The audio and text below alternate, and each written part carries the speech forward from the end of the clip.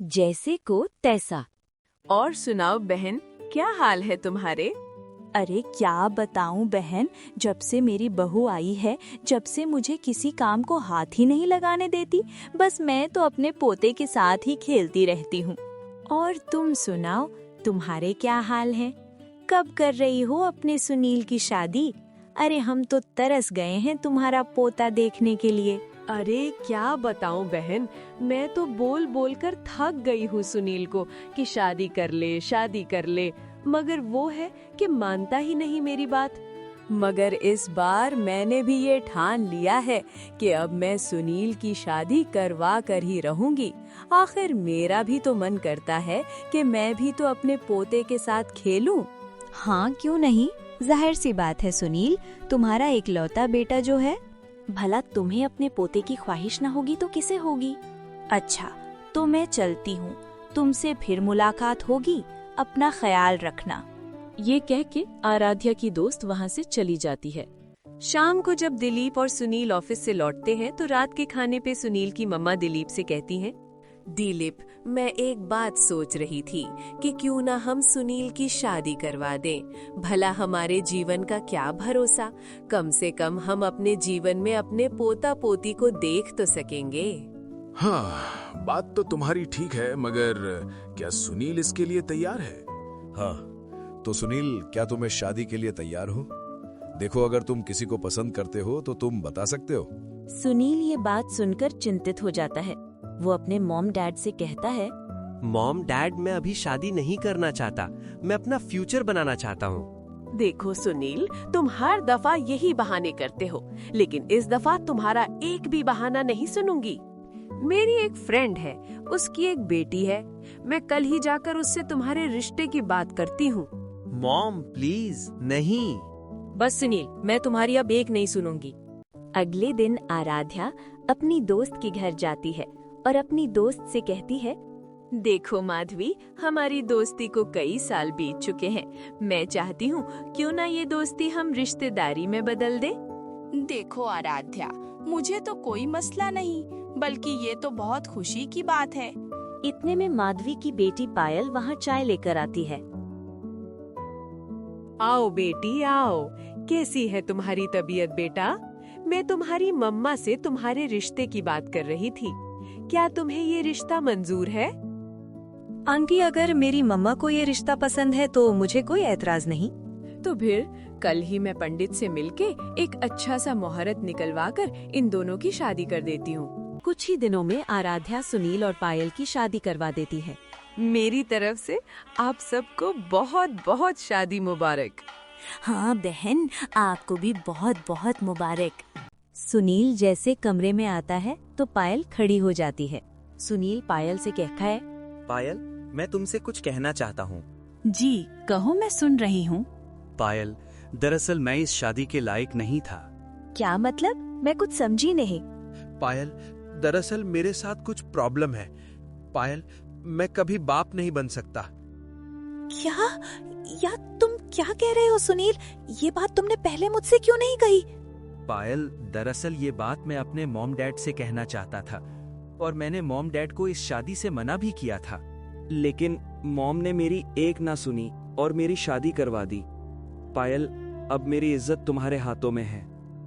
सुनील, तुमने मेरी पूरी जिंदगी बर्बाद कर दी। मैं तुम्हें कभी माफ नहीं करूंगी, सुनिए। पायल, प्लीज मेरी इज्जत बर्बाद मत करना। सुनील की इस बात ने पायल की जिंदगी बर्बाद कर दी थी। अगली सुबह पायल जब कमरे से बाहर आई तो सुनील की माँ ने पायल से कहा, पायल बेटा, हमारे पास भगवान का दिया सब कुछ है, बस अब हमें एक पोता चाहिए और मुझे उम्मीद है कि तुम मुझे निराश नहीं करोगी। पायल ये बात सुन के अपने सास से कुछ कहना चाहती है, मगर दूसरी तरफ सुनील पायल को देख रहा होता है। इसी वजह से पायल अपनी बात बदल देती है। माँ जी, ये सब तो भगवान के हाथ में है। ये कह के पायल वहाँ से चली जाती है। बताओ भला, ये भी कोई बात हुई? इस तरह वक्त बीतता रहा। अब सुनील और पायल की शादी को 7 माह बीत चुके थे। एक दिन आराध्या की वही दोस्त दोबारा घर आती है और बातों ही बातों में आराध्या से कहती है, और सुनाओ आराध्या, कैसी है तुम्हारी बहू? क्या बताऊं, न जाने कौन सी मनहूस घड़ी में मैंने अपने सुनील की शादी इससे करवा दी है। अभी तक हमें एक संतान की खुशी भी नहीं दे सकी। अनाध्या, तो तुम अपने सुनील की दूसरी शादी क्यों नहीं करवा देती? मैं तो चाहती हूँ, मगर सुनील माने तो ना। एक काम करो, तुम आज सुनील से बात करो, देखो वो क्या बोलता है। तुम ठीक कहती हो, मैं आज ही सुनील से बात करती हूँ। अच्छा, तो अब मैं चलती हूँ। और हाँ, इस बार सुनील की शादी में मुझे जरूर बुलवाना, ठीक है? क्यों नहीं, जरूर। ये कहकर आराध्या की दोस्त वहाँ से चली जाती है। रात को जब सुनील काम से लौटता है तो आराध्या सुनील से कहती है, बेटा, मैं तुमसे कुछ बात कहना चाहती हूँ। जी माँ, कहो, मैं सुन रहा हूँ।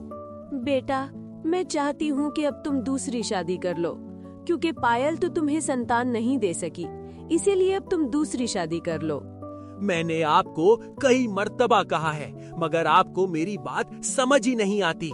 मुझे दूसरी शादी नहीं करनी, और प्लीज आप मुझे फोर्स ना करें। सुनील, आखिर तुम मेरी बात कब मानोगे? मैं अपने जीवन में तुम्हारी संतान देखना चाहती हूँ, और अब मैं तुम्हारी एक बात नहीं सुनूंगी। मैं तुम्हारी दूसरी शादी करवा के रहूंगी। इतने में पायल वहाँ आ जाती है और सारी बात सुन लेती है। पायल माँ जी से कहती है, माँ जी, ये सब तो भगवान के हाथ में है, मेरे या सुनील के हाथ में नहीं। तुम तो चुप ही करो बांझ औरत, एक संतान तो तुम दे नहीं पाई, ऊपर से मेरे सामने जबान चला रही हो। पायल रोते रोते अपने कमरे में चली जाती है। दूसरी तरफ सुनील अपनी माँ से गुस्से में कहता है, माँ जी, ये क्या तरीका है अपनी बहू से बात करने का? और सुनील भी अपने कमरे में चला जाता है।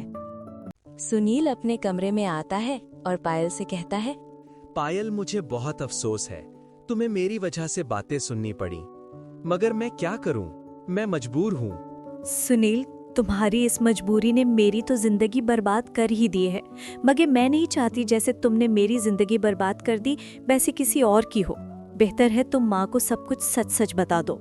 तुम ठीक कहती हो पायल, लगता है अब वक्त आ गया है, मैं माँ जी को सब कुछ सच बता देता हूँ। अगली सुबह सुनील अपने मॉम डैड के कमरे में जाता है और अपनी मॉम से कहता है, मॉम, दरअसल मैं कभी डैड नहीं बन सकता। मसला पायल में नहीं, मुझ में है। क्या मतलब, तुम कहना क्या चाहते हो? बकवास बंद करो अपनी तुम। मुझे सब पता है तुम क्यों कह रहे हो, ताकि तुम्हें दूसरी शादी ना करनी पड़े। मगर याद रखना तुम भी, मैं तुम्हारी दूसरी शादी करवा के रहूंगी। मेरा नाम भी आराध्या है। अब मेरा मुंह क्या देख रहे हो, दफा हो जाओ मेरे कमरे से। माँ की ये कठोर बात सुन के सुनील अपने कमरे में चला जाता है। कुछ समय बाद आराध्या सुनील की दूसरी शादी करवा देती हैं। रात को जब सुनील अपने कमरे में जाता है, रूपा से कहता है, रूपा, मैं तुमसे कुछ कहना चाहता हूँ। जी सुनील, कहो, मैं सुन रही हूँ। रूपा माँ ने मेरी दूसरी शादी इसलिए करवाई है ताकि उन्हें पोता पोती मिल सकें, मगर बात ऐसी है कि मसला पायल में नहीं, मुझ में है। क्या मतलब सुनील, कहना क्या चाहते हो? रूपा, मैं कभी बाप नहीं बन सकता। रूपा को ये सुन के झटका सा लगता है। सुनील, तुम होश में हो? ये क्या कह रहे हो तुम? कुछ पता भी है तुम्हें? रूपा, मुझे पता है मैं क्या कह रहा हूँ, मगर ये सच है। सुनील, तुमने मेरी जिंदगी बर्बाद कर दी है, मगर याद रखना, मैं पायल नहीं। मैं अभी जाके तुम्हारी हकीकत सबको बताती हूँ। रूपा ये कह के अपने कमरे से बाहर निकल जाती है। रूपा अपनी सास के पास आती है और अपनी सास से कहती है, अपने मेरी जिंदगी बर्बाद कर दी है। क्यों बहू, ऐसा किया हुआ? सब ठीक तो है ना? क्या हुआ? यहाँ मेरी जिंदगी बर्बाद हो गई है और आप मुझसे पूछ रही हो? अरे, अपने बेटे की मुझसे शादी करवाने से पहले एक बार उससे पूछ तो लेते कि उसमें ऐसा क्या है। क्या मतलब? साफ साफ कहो, तुम पहेलियां ना बुझाओ। मतलब ये कि तुम्हारा बेटा कभी पिता नहीं बन सकता और उसने ये बात आप सबसे छुपाई है। क्या? ये क्या कह रहे हो तुम? तुम्हें कुछ पता भी है? अगर आपको यकीन नहीं तो पायल से पूछ लो, उसे सब पता है, तभी तो वो माँ नहीं बन सकी और आप उसे ही कसूरवार ठहराती रही हो। मगर याद रखना, मैं पायल नहीं हूँ। इतने में पायल और सुनील वहां आ जाते हैं। आराध्या सुनील से पूछती है, सुनील, क्या ये सब सच है और तुमने हमें ये सब बताया क्यों नहीं? मॉम, मैं हमेशा आपको और डैड को मना करता था कि मुझे शादी नहीं करनी, मगर आपने मेरी एक ना सुनी और शादी के बाद हमेशा कसूरवार पायल को ही ठहराया। आराध्या ये सब सुन के बहुत शर्मिंदा होती है और पायल से कहती है, पायल मुझे माफ कर दो, मैंने हमेशा तुम्हें नीचा दिखाया और हमेशा बातें सुनाती रही, मगर तुमने उल्टा हमारी ही इज्जत बचाई और ये बात किसी को नहीं बताई कि प्रॉब्लम तुम में नहीं सुनील में है। पायल मुझे माफ कर दो प्लीज। माँ जी, ये तो मेरा कर्तव्य था कि मैं इस घर की इज्जत रखूं। माँ जी, प्लीज आप मुझसे माफी मत मांगे। आराध्या अपने किए पर बहुत शर्मिंदा थी। तो बच्चों, इस कहानी से हमें क्या सबक मिलता है कि हमेशा दूसरों पे उंगली उठाने से पहले अपने गिरेबान में झांक लेना चाहिए।